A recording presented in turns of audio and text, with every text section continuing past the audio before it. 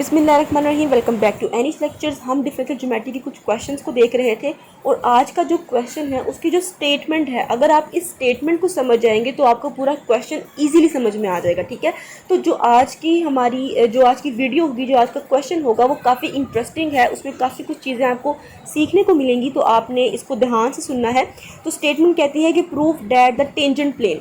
अब tangent plane क्या है? अभी तक तो हम इन्वोल्यूट की बात करें, तो टेंजेंट प्लेन एक नई चीज़ है जिसको भी हम देखेंगे। To the surface x y z is equals to a cube and the coordinate planes bound are tetrahedron of a constant volume. ठीक है, यहाँ पे हमने तीन चीज़ें फाइंड करनी है। फर्स्ट टेंजेंट प्लेन फाइंड करेंगे, किसकी?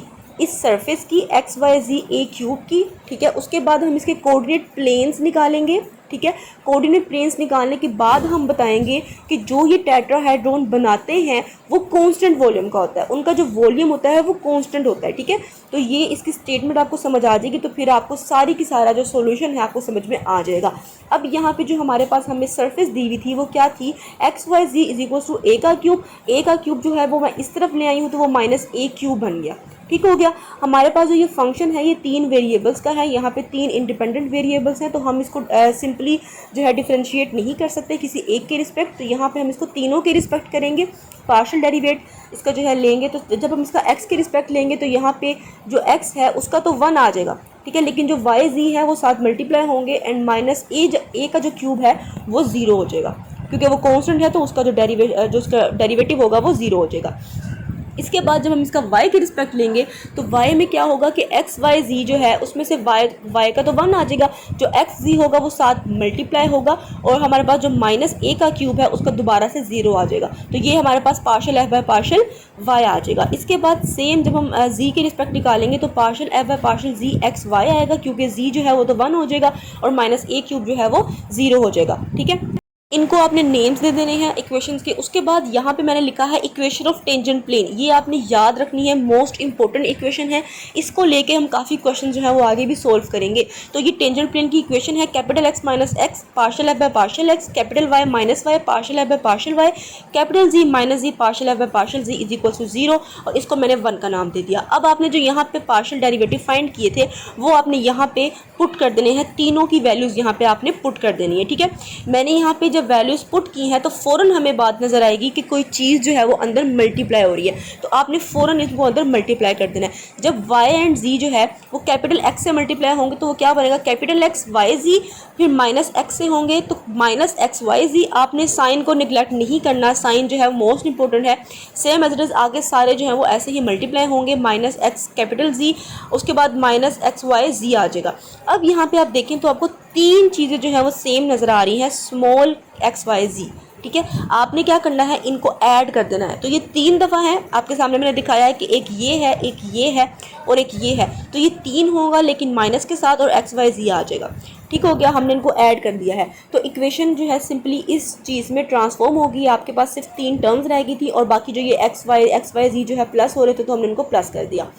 उसके बाद अगर आप देखिए तो हमारी जो सरफेस थी, सरफेस की क्या इक्वेशन थी? X y z is equal to a का क्यूब, ये जो हमें ऊपर गिवन थी हमारे क्वेश्चन के अंदर, x y z is equal to a का क्यूब। तो अगर एक्स वाई जी ए के क्यूब के इक्वल है तो 3x वाई जी क्या हो जाएगा? 3a का क्यूब। तो मैंने यहाँ पे सिंपली उसकी वैल्यू पुट कर दी है, माइनस 3a का क्यूब। ये आपकी इक्वेशन नंबर 4 बन गई है। ये हमने टेंजेंट प्लेन की इक्वेशन फाइंड कर ली। अब हमारा सेकंड स्टेप क्या है कि हमने इसके कोऑर्डिनेट प्लेन्स फाइंड करने हैं।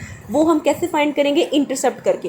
ठीक है, सबसे पहले हम एक्स इंटरसेप्ट करेंगे। एक्स इंटरसेप्ट में क्या होता है कि y एंड z जो है वो 0 हो जाएंगे। तो इक्वेशन नंबर 4 जो आपने अभी बनाई है, जो कि टेंजेंट प्लेन की इक्वेशन बनाई है आपने, तो उसमें x जो है वो एज इट इज़ आ जाएगा, बाकी दोनों टर्म 0 हो जाएंगी और minus 3a cube as it is. फिर x की वैल्यू फाइंड करेंगे कैपिटल x की, तो वो 3a क्यूब वाई जी आ जाएगा। यहाँ से आपका पॉइंट बनेगा जिसमें दोनों वैल्यूज़ एंड वाली 0 हो जाएंगी और सिर्फ x की वैल्यू आएगी, क्योंकि आपने x इंटरसेप्ट किया तो y एंड z क्या हो जाएंगे? 0। फिर आप y वो करेंगे इंटरसेप्ट, तो y इंटरसेप्ट में क्या होगा आपके पास कि x और z वाली टर्म जो है वो 0 हो जाएगी। आपके पास सिर्फ सेंटर वाली जो y की टर्म है वो बच जाएगी और माइनस 3a क्यूब बच जाएगा। ठीक है, आपने इसमें से क्या करना है? कैपिटल y की वैल्यू निकालनी है। x z यहाँ मल्टीप्लाई हो रहे हैं, वहाँ जाके डिवाइड हो जाएंगे। पॉइंट आपका बनेगा जिसमें x और z की वैल्यू क्या हो जाएगी? 0, और जो पॉइंट आपने निकाला होगा वो y की वैल्यू होगी। फिर आपने z इंटरसेप्ट करना है, इसमें x एंड y की वैल्यू 0 हो जाएंगी। आपके पास लास्ट टर्म बचेगी, माइनस 3a क्यूब बचेगा उसमें से आपने कैपिटल जी की वैल्यू फाइंड करनी है, फिर आपने अपना पॉइंट बना लेना है 0 0, क्योंकि एक्स वाई 0 है और जी की वैल्यू आपने अभी फाइंड किया। तो ये आपके पास कोऑर्डिनेट प्लेन्स आ गए with respect to x y and z. अब आपने देखना है टेट्राहेड्रॉन जो बना रहे हैं क्या उसका वॉल्यूम कॉन्स्टेंट है। तो वॉल्यूम ऑफ टेट्राहेड्रॉन फाइंड करने का ये फार्मूला है, ठीक है, जिसमें 1/6 डिटर्मिनेंट ऑफ आपका पॉइंट है, ये x1 y1 z1 एक पॉइंट है, x2 y2 z2 second point है, x3 y3 z3 हमारा थर्ड पॉइंट है, जो हमने अभी अभी फाइंड की है तीनों पॉइंट, वो यहाँ पे हम पुट करेंगे, ठीक है।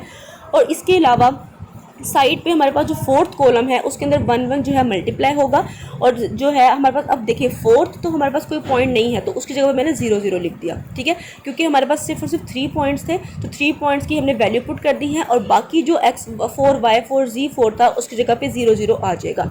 अब यहाँ से हमने इसको एक्सपैंड करना है, इसको सोल्व करना है, तो डिटर्मिनेंट यहाँ पे किस तरह से एक्सपैंड होगा कि हमने निगलेक्ट कर देना है रो 4 को और कॉलम 4 को, ठीक है, क्योंकि हमारे पास पॉइंट 4 नहीं है, तो उसको लिखे ना लिखे वो किसी मतलब उसका कोई एग्जिस्टेंस ही नहीं है हमारे पॉइंट 4 की, तो उसको हमने 0 कर दिया, तो उसको हम निगलेक्ट कर देंगे, बाकी जो डायगोनल की एंट्रीज है वो आपस में मल्टीप्लाई हो जाएंगी। तो यहाँ पे देखें 1/6 हमारे फार्मूले का आ गया, हमने रो 4 छोड़ी है, कॉलम 4 छोड़ा है, तो माइनस के साथ आएगा, क्योंकि हमने निगलेक्ट किया है, तो -1 की पावर में 4 मतलब कि फोर्थ रो फोर्थ कॉलम आएगा और डायगोनल की एंट्रीज मल्टीप्लाई होंगी। इसके बाद हमारे पास -1 जो है उसकी पावर 8 है, तो वो +1 हो जाएगा, अंदर हम इनको मल्टीप्लाई किया तो वो 27a9 बन जाएगा, बाकी सारी वैल्यूज वैसे ही आएंगी।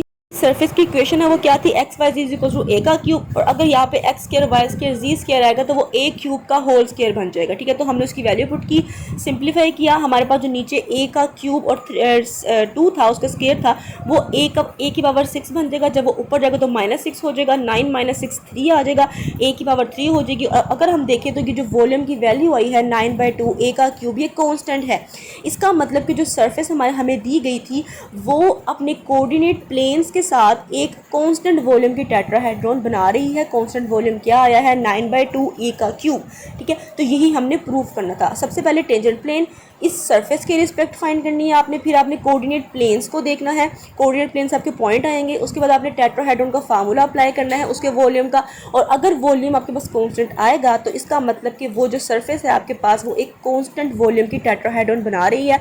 तो हमने 3 चीज़ें इस क्वेश्चन में फाइंड की हैं, तीनों से हमारा क्वेश्चन सॉल्व हो गया है। किसके रिस्पेक्ट की है हमने, इस सरफेस के रिस्पेक्ट।